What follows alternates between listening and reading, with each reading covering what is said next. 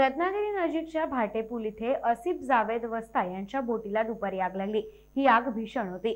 पुलानजीक आगीचे लोट उठले होते। या आगीला पाहून राजीवडा भाटे इथे अनेक नागरिकांनी धाव घेतली, पण आग इतकी भीषण होती की ती पाण्याने विझवण्यासारखी नव्हती। म्हणून रत्नागिरी नगर परिषदेच्या अग्निशमन दलाला तात्काळ बोलवण्यात आलं आणि पथकाने आगीवर नियंत्रण मिळवलं।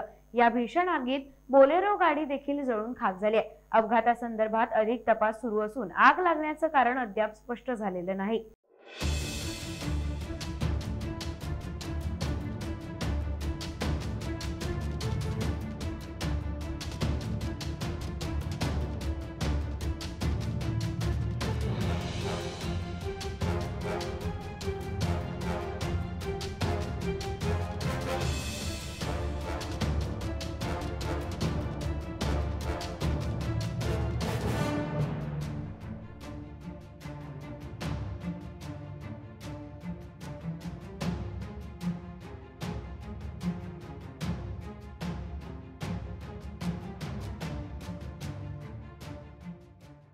टाइम्स डिजिटलला लाईक करा, शेअर करा, सबस्क्राइब करा आणि बेल आयकॉन दाबायला विसरू नका। Times digital.